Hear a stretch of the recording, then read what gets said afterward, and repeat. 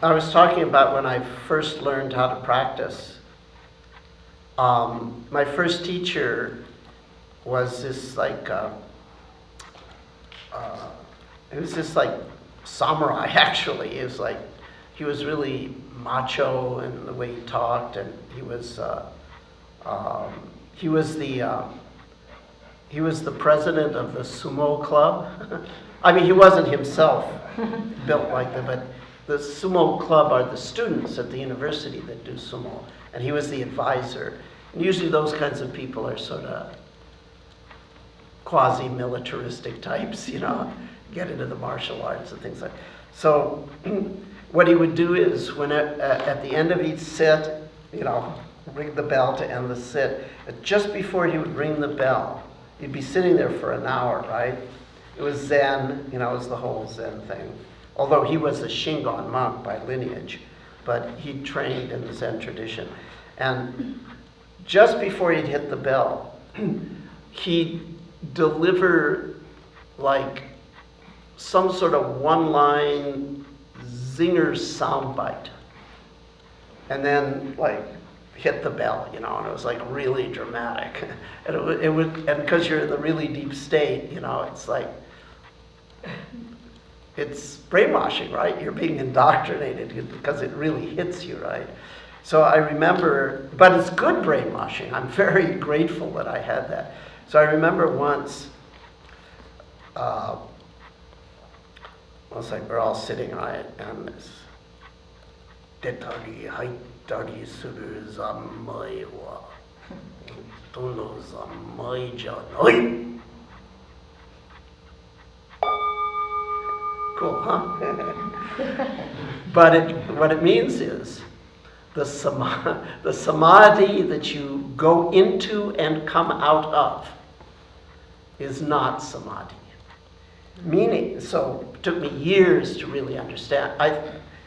I thought I understood what he meant, but I didn't really understand what he meant. I thought what he meant is, okay, stay in these states all the time, which is true. I mean, that's part of what he meant.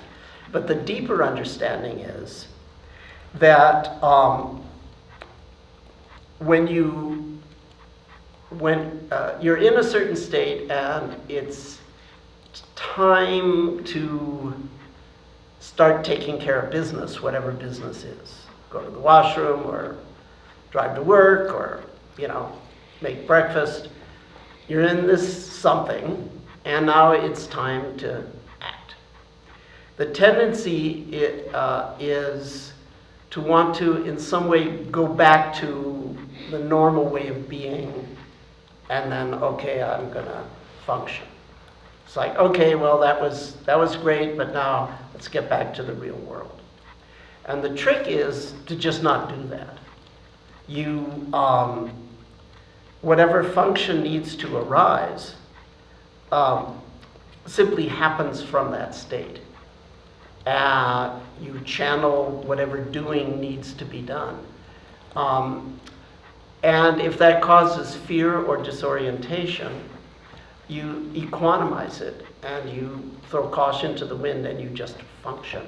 And that's one of the ways that Zen bounce is trained.